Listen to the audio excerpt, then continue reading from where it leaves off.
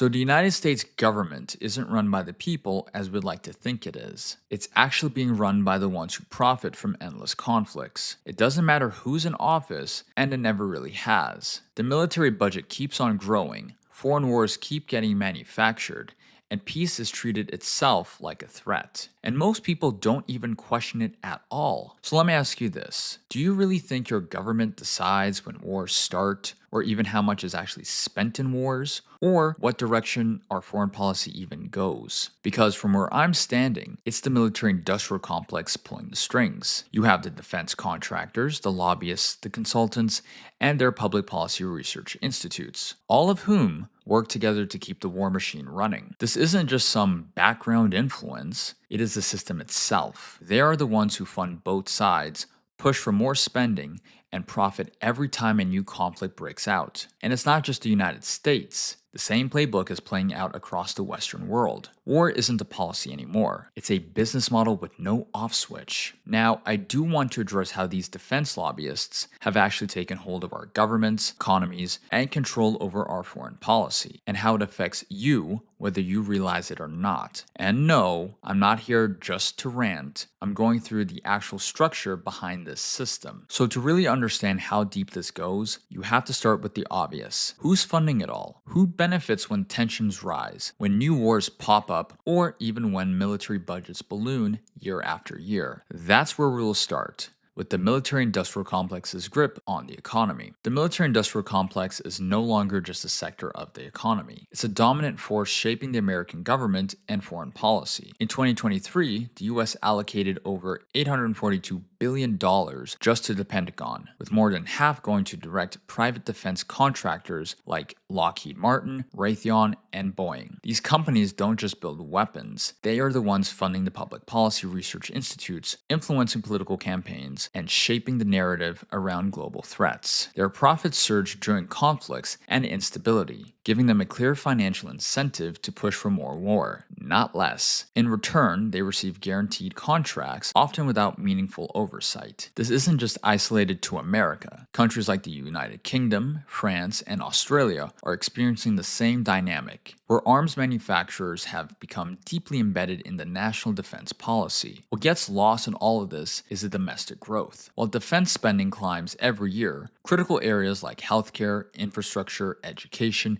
and wages for working Americans continue to stagnate. And because many congressional districts rely economically on defense jobs, it's politically toxic to suggest cutting military funding off, even when the funding fuels endless wars abroad. The defense industry has created a self-sustaining ecosystem where foreign policy, economic dependency, and corporate lobbying all feed into each other. The end result is a global economic model where military expansion comes first, and the basic needs of the population come second, if they're addressed at all. I think we can all agree that the military-industrial complex and their lobbyist buddies don't represent us at all. And I mean the average citizen in any country, especially in the West, but more so here in America. So let's be real here. Instead of spending our hard-earned tax dollars on regime changes, foreign conflicts, and boosting the defense budget every single year, maybe our government representatives should be focusing more on our healthcare system, fixing our infrastructure, and actual domestic investment policies. But the issue is very simple. Defense lobbyists legally pay off our politicians, and in return, those politicians pass legislations that keeps conflicts ongoing. So both sides get paid. It works more like a closed-loop system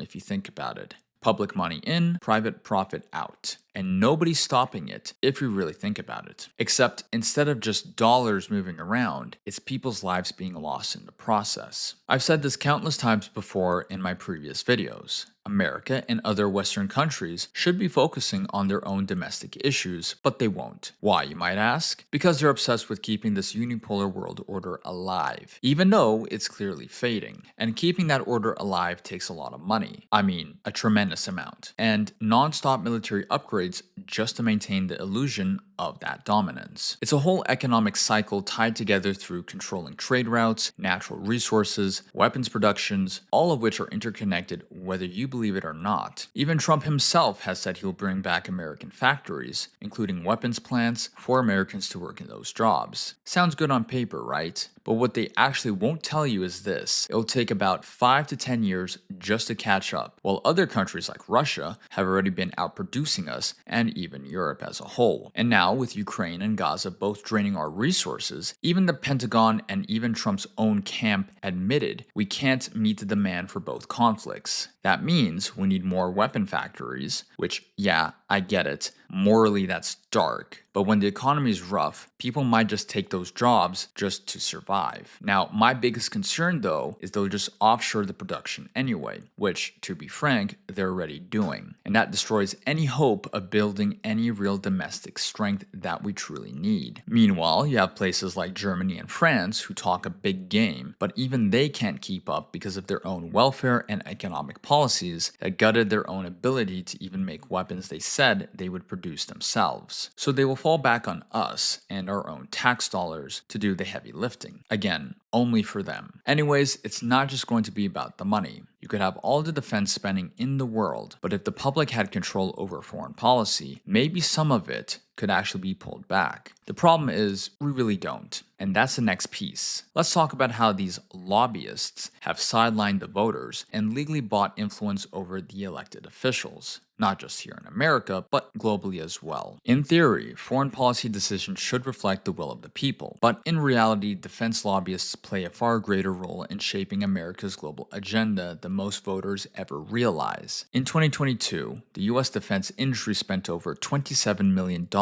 lobbying Congress, targeting both parties to secure influence over foreign aid packages, arms deals, and military interventions. These lobbyists don't just fund campaigns. They write legislation, offer jobs to former officials, and work through defense-funded think tanks like the Center for New American Security to steer long-term policy goals. And because foreign policy rarely affects election outcomes, the public almost has no leverage. The result is bipartisan consensus on endless military engagement, even when polling shows most Americans want de-escalation. In that sense, voting has little impact on the direction of the US foreign policy, because the real decisions are already being made behind closed doors. This same structure now exists in other Western democracies, in countries like Germany, the UK, and Australia. Defense contractors and lobbyists exert similar control over elected officials, especially when it comes to aligning to the United States' strategic goals. Political representatives aren't just pressured, they're economically tied to the defense industry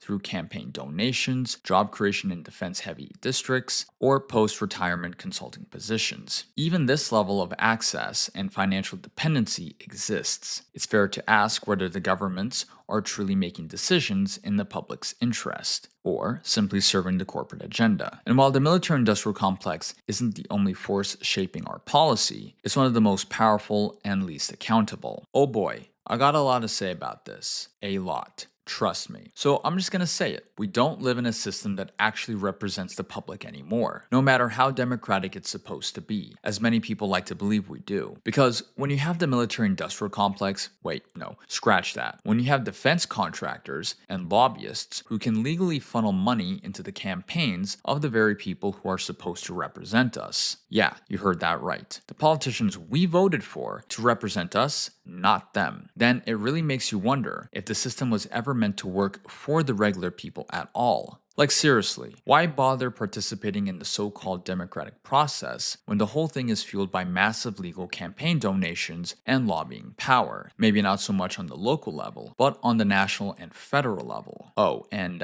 nobody's going to be held accountable for doing this, by the way, since the political elites treat the defense lobbyists' money like it's something sacred or even holy. Make that for what you will, but that's the cold hard reality of how the military-industrial complex operates. By buying their way for more influence and making sure your average citizen is too broke to even outbid them. Doesn't matter if it's on the right, the left, or some centrist third party. The bureaucratic machine and its business dealings with defense contractors aren't going anywhere anytime soon. And let's not pretend this is just an American problem. It's not. It's also a global one as well. But make no mistake, they're mostly entrenched right here in the United States. Which sucks because now there's zero trust between regular citizens and the government itself, or rather the political elite. I should say. They'll keep promising us no more wars, no more defense spending, and then do the exact opposite once they get elected. And look, I don't see these politicians dropping their loyalty to the military industrial complex donors anytime soon. They're way too greedy, and you know it.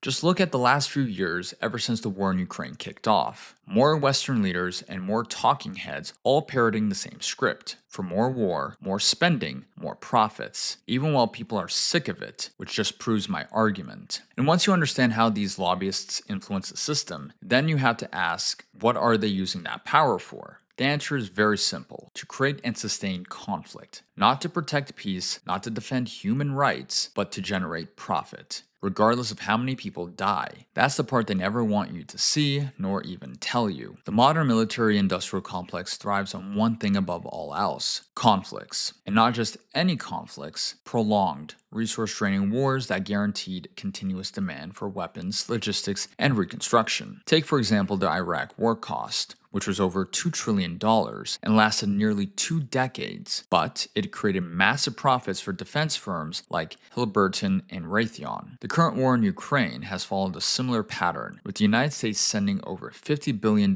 in military aid and defense stocks climbing in response to that. Every missile fired, every tank destroyed, every escalation represents a new business opportunity. And while politicians frame it as defending democracy, or even just sovereignty, the reality is that private defense companies are making record profits, while civilians on the ground obviously pay the price. These wars aren't always about ideology or even security. They're often about resources, access, and long-term influence. In Libya, Syria, and even Yemen, conflicts have unfolded in regions rich in oil or critical trade routes. Even the AUKUS submarine deal between the United States, UK, and even Australia, which is worth over $368 billion, has raised questions on whether the military buildup is being driven by actual threats or simply by corporate interests looking for the next big contract. The human cost is staggering: thousands dead, millions displaced, and entire regions just destabilized. But for defense lobbyists, this is secondary concern. Their primary goal is securing the next round of funding, even if it means pushing the world closer to the brink. Now, to me, with what I just mentioned earlier, how the defense lobbyists have kept America's and the Western foreign policy locked in place, it's gotten to the point where there's basically no chance of real change that people want. The only way anything actually shifts, honestly, is if the economic straight up collapses, which, depending on how you look at it, might ironically end up saving more lives. There's maybe one other way too,